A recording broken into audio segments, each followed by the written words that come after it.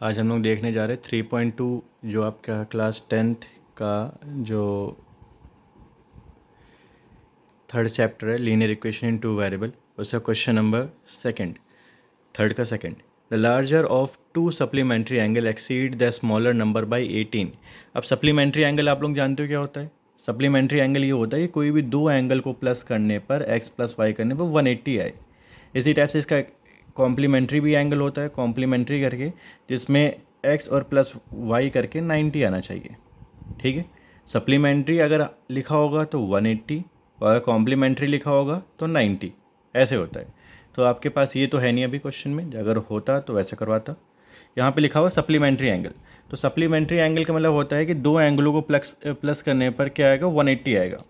फिर उन्होंने बताया कि जो एक्सीड द स्मॉलर बाई 18, जो बड़ा नंबर है, वो छोटे से कितना ज़्यादा है, 18 ज़्यादा है।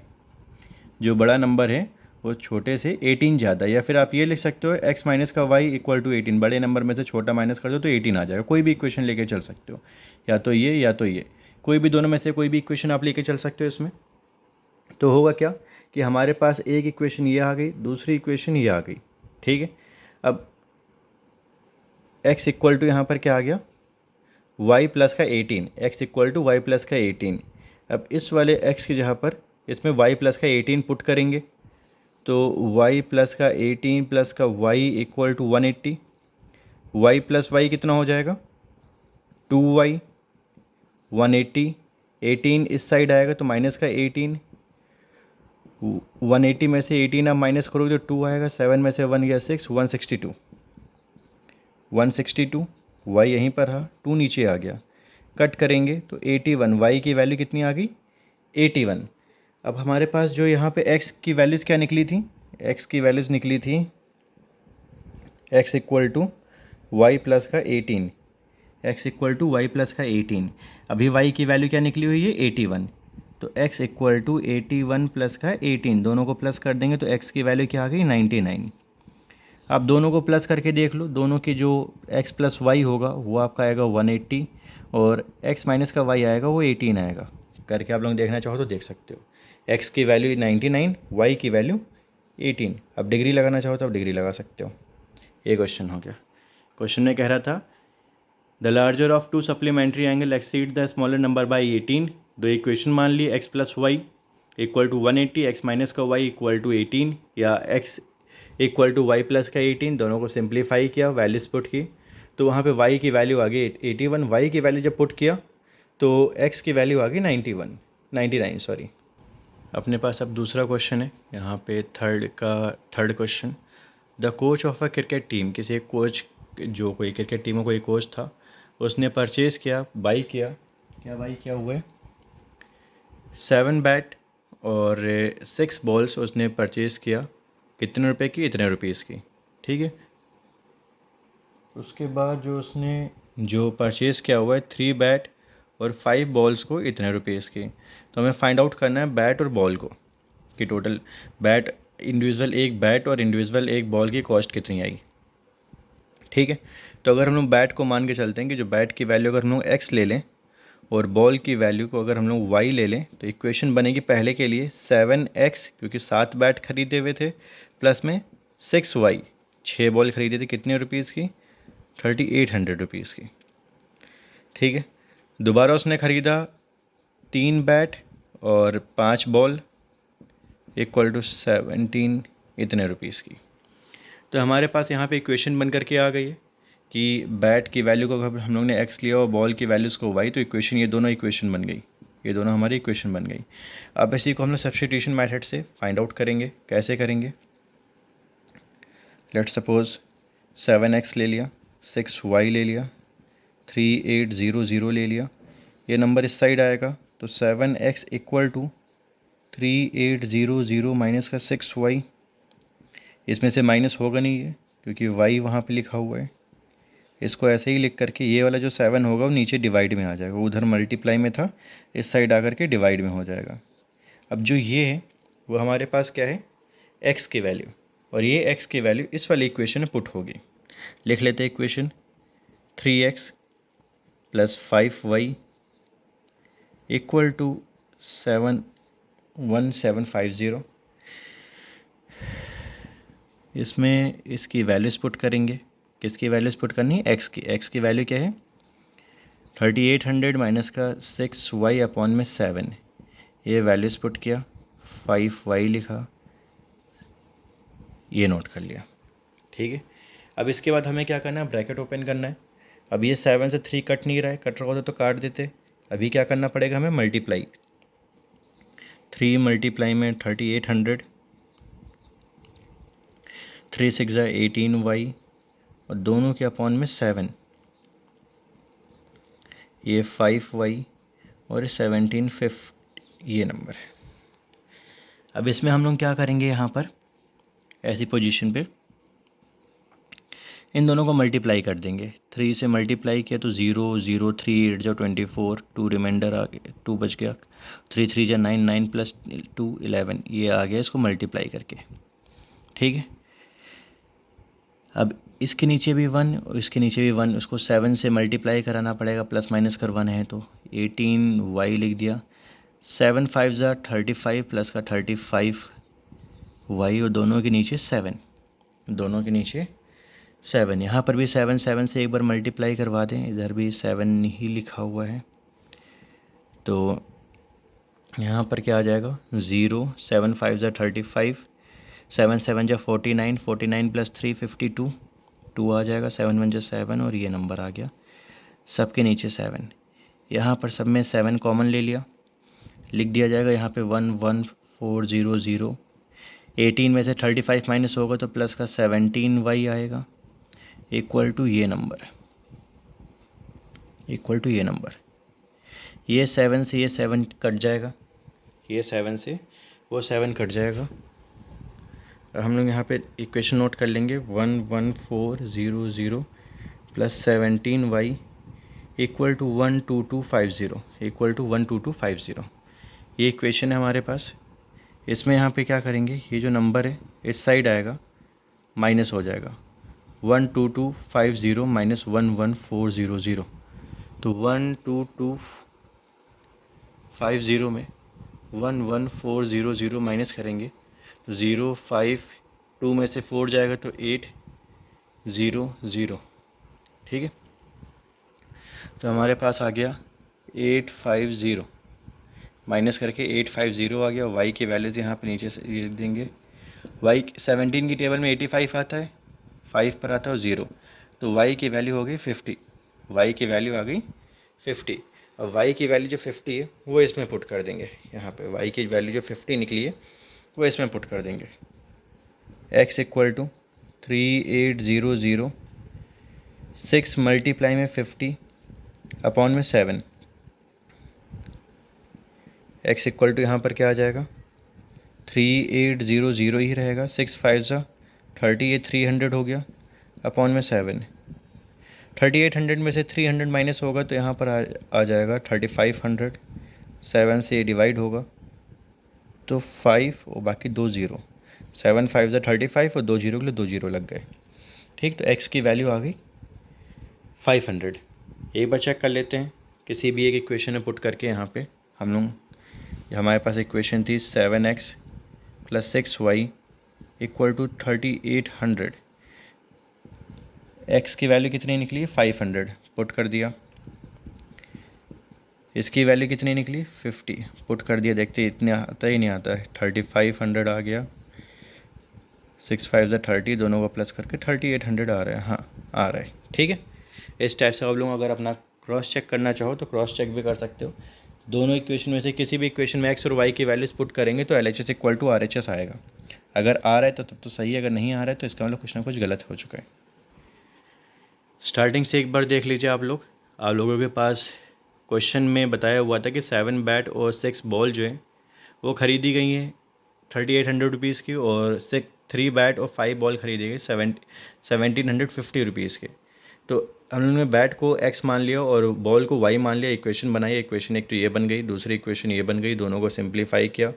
6 इधर आ गया, माइनस का हो गया, 7 नीचे डिवाइड में चला गया। ये x की वैल्यू आ गई। x की वैल्यू इस वाली इक्वेशन में से निकली हुई थी तो इस वाले में पुट कर दिया। इस वाले में जैसे ही x की वैल्यूज़ पुट करेंगे तो यहाँ पर क्या होगा? ये पुट किया यहाँ पर, पुट करने पर मल्टीप्लाई करा, मल्टीप्लाई करने पर ये 11,400 आ गया, 643 से क्या 18 आ गया, ये 5 वैसे ही रहा, 1750 वैसे ही रहा। एलसीएम ले लिया, 7 से पूरी इक्वेशन को जहाँ जहाँ 7 नहीं था मल्टीप्लाई करवा दिया, 35 हो गया, और इससे भी मल्टीप्लाई करवा करके ये आ गया 12,250। दोनों को प्लस माइनस किया, प्लस का 17y आया, ये वाला नंबर उस साइड जाएगा, ये वाला नंबर उस साइड गया, तो जाने पर वहाँ पे क्या हुआ, माइनस हो गया, माइनस करने पर यहाँ पर आया 850। 17 से 850 को जब यहाँ पे डिवाइड करवाए तो आपका आंसर आ गया 50। इस वाले इक्वेशन में 50 की वैल्यूज़ पुट कर दी तो x की वैल्यू आ गई 500। ठीक है, क्लियर हो गया आप लोगों को। बता रहे हैं यहाँ पे आपके पास दूसरा क्वेश्चन है, the taxi charge in a city consist of a fix charge together with the charge of a distance covered for a distance of 10 kilometre. अब यहाँ पे बता रहा है आपके पास में कि एक तो फिक्स चार्ज वो लेते हैं किसी एक टैक्सी चार्जेस में, वहाँ पे कहीं पर भी टैक्सी में किससे रिलेटेड, और एडिशनल चार्जेस लेते हैं पर किलोमीटर के अकॉर्डिंग। तो हम लोग यहाँ मान के चलते हैं कि जो फिक्स चार्ज है वो हमारा एक्स है, जो फिक्स चार्ज है वो हमारा एक्स है, और जो एडिशनल जो चार्ज है वो वाई है, जो एडिशनल जो पर किलोमीटर के अकॉर्डिंग जो चार्ज लेते हैं, ठीक है। तो वो वाई, तो यहाँ taxi charges in a city consist of a fix charge together with the charge of a distance covered. ठीक है, तो उन्होंने बताया, तो यहाँ पे 10 किलोमीटर जा रहे हैं सबसे पहले, तो 10 किलोमीटर के लिए यहाँ पे 10 लिख देंगे। टोटल कितना हो गया आपके यहाँ पे 105 रुपीज़, 105 रुपीज़। दोबारा बता रहे 15 किलोमीटर के लिए उन्होंने कितना पे आउट किया हुआ है, 155 रुपीज़ फॉर 15 किलोमीटर। तो फिक्स चार्ज फिर से एक्स ले लेंगे, सॉरी 15 लिखना था, 15। अब क्या करेंगे, यहाँ पर x की वैल्यूज़ निकालेंगे, x इक्वल टू 105 माइनस का 105 माइनस का क्या हो जाएगा 10y। ये हमारे पास इक्वेशन निकल गई। इस इक्वेशन में हम लोग यहाँ पुट करेंगे, यहाँ पुट करेंगे तो 105 माइनस का 10y प्लस का 15y इक्वल टू 155।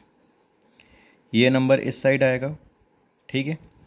10y में से 15y माइनस होगा तो 5y बचेगा, 155 माइनस का 105, इसमें से ये माइनस होगा तो ये 50 बचेगा, 5y हो गया।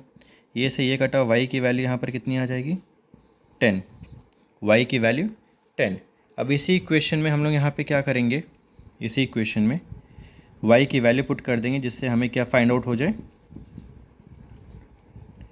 y की वैल्यू निकली है 10, जिससे हमें पता चल जाए फिक्स चार्ज 105 आ गया। 10 को 10 से मल्टीप्लाई करेंगे 100 आएगा, 105 में से 100 माइनस करेंगे तो 5 आ जाएगा। तो फिक्स चार्ज हमारे पास आ गया 5, और जो पर किलोमीटर के अकॉर्डिंग जो चार्ज ले रहे थे 10। अब इन्होंने बताया कि सेम इसी टाइप से अगर हम लोग 25 किलोमीटर के लिए कहीं जा रहे हैं तो टोटल बिल कितना बनेगा। तो टोटल बिल बनाने के लिए दोबारा इक्वेशन लिख लेंगे, एक्स प्लस कितने किलोमीटर के लिए जा रहे थे वो 25 किलोमीटर के लिए, तो x प्लस 25y, एक्स की वैल्यू कितनी आई हुई है 5 प्लस 25 मल्टीप्लाई में y की वैल्यू कितनी निकली हुई थी 10। 25 को 10 से मल्टीप्लाई करेंगे 250 आएगा, इसमें 5 और प्लस कर देंगे तो 255 उनका टोटल बिल बनेगा।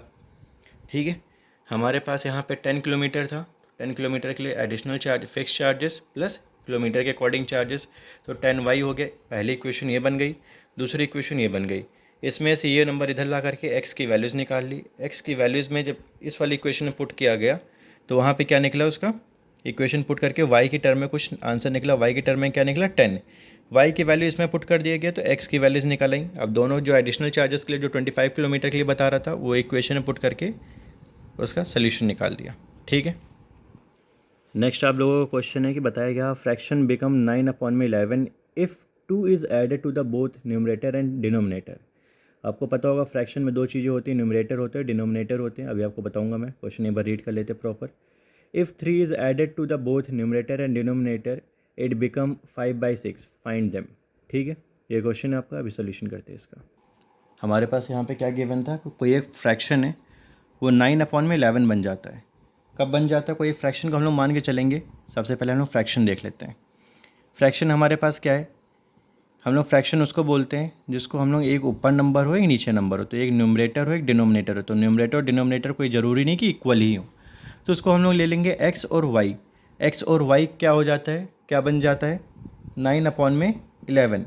कब बनता है आपके इक्वेशन में लिखा हुआ है if 2 is added to the both numerator and denominator, 2 दोनों में अगर ऐड कर दिया जाए न्यूमरेटर और डिनोमिनेटर में तो 9/11 बन जाता है। अच्छा, इसी टाइप से उन्होंने दूसरी इक्वेशन हमें क्या बताया कि वो क्या बन जाता है 5/6, 5/6 बन जाता है। कब बन जाता है 5/6? जब वहाँ पर सिर्फ न्यूमरेटर में ही हम लोग क्या करें, if 3 is added to the both numerator and denominator, तो x और y में हम लोग अगर यहाँ पे 3 ऐड करेंगे तो ये भाई साहब क्या बन जाएंगे 5/6 बन जाएंगे। 2 ऐड करोगे तो 9/11 बन जाएंगे। चलो देखते हैं, क्रॉस मल्टीप्लाई करवा देते हैं।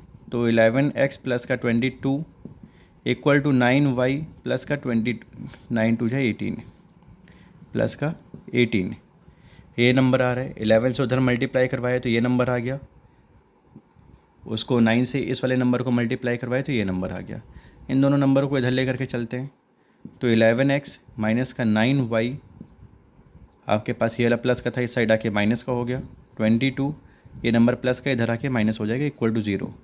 तो 11x माइनस का 9y, इसमें से अगर आप माइनस करोगे तो प्लस का 4 इक्वल टू 0। अगर आपको इक्वेशन निकालना है तो आप इक्वेशन निकाल सकते हैं, फिर से उसको इधर ही लाना पड़ेगा आपको इक्वेशन निकालने के लिए। तो 9y आपका माइनस का था प्लस का हो जाएगा, 4 हो जाएगा और x की वैल्यू आ जाएगी आपके पास में 9y माइनस 4/11। ठीक है, इसमें यहाँ पे सिंप्लीफाई करते हैं थोड़ा सा। तो यहाँ पर ये 6x 6 3 जा, यहाँ पर 18 आ गया, 5y 15, दोनों नंबर इधर लेकर के आते हैं। तो 6x माइनस का 5y माइनस का क्या हो जाएगा 5y प्लस का 18 माइनस का 15 इक्वल टू 0। 6x माइनस का 5y, 18 में से 15 माइनस करेंगे तो 3 आ जाएगा इक्वल टू 0। दोनों नंबरों को फिर से उस साइड लेकर के जाते हैं, लेके ही मत जाऊँ, इक्वेशन ही तो पुट करनी है इसमें। रुको 1 मिनट। ठीक है, इस x की जगह पर ये वैल्यूज़ पुट होंगी, इस x की जगह पर पुट करते हैं। तो 6 मल्टीप्लाई में यहाँ पे आ जाएगा 9y माइनस का 4/11 माइनस का 5y प्लस का 3 इक्वल टू 0। 9 को 6 से मल्टीप्लाई करेंगे तो 54y आएगा। 6 4 ज़ा 24, सबके नीचे 1 है, 11 से मल्टीप्लाई करवा देंगे तो यहाँ पे 55y 11 से मल्टीप्लाई करवाने पर यहाँ पे 33 आ जाएगा इक्वल टू 0। ठीक है, इन दोनों को आपस में अगर प्लस माइनस करते हैं, 33 में से 24 माइनस होगा, 33 में से 24 माइनस होगा तो आपके पास क्या आएगा 9 आएगा, वो भी 9 माइनस का। 54 में से 55 माइनस करेंगे तो यहाँ पे माइनस का y आएगा इक्वल टू 0। ये नंबर इस साइड आएगा, 1 मिनट। हाँ, ये 24 जो है छोटा है, 33 बड़ा है तो ये प्लस का आएगा। माइनस का y, ये वाला नंबर उस साइड आया तो माइनस का हो गया, माइनस से माइनस कट गया तो y की वैल्यूज़ कितनी आ गई 9, y की वैल्यूज़ आ गई 9। अब y की वैल्यूज़ 9 इसमें पुट कर देंगे तो x इक्वल टू 9 माइनस का 9 मल्टीप्लाई में 9 अपॉन माइनस का 4/11, 9 9 जा 81 माइनस का 4/11, 81 में से 4 माइनस करेंगे 77/11। x की वैल्यूज़ आ गई आपके पास में 7। तो आपके पास जो नंबर है वो 7/11। एक बार चेक कर लेते हैं, 7/9, ये 7 है और ये 9 है, दोनों को चेक करेंगे। इसमें से क्या कहा था 2 प्लस कर दो, 2 प्लस करते इधर, 2 प्लस इधर करते तो क्या बन जाएगा 9/11 बन गया 9/11। इसी नंबर में अगर हम लोग 3 प्लस करते हैं तो ये हो जाएगा 10/12, कट करके क्या आएगा 5/6, 5/6 आ रहा है, 5/6 आ रहा है, सही है। ठीक है, क्वेश्चन देख लो आप लोग, यहाँ पे इक्वेशन फॉर्म किया, सिंप्लीफाई किया, x और y की वैल्यूज़ निकली, x की वैल्यू 7 एंड y की वैल्यूज़ 9। ठीक है।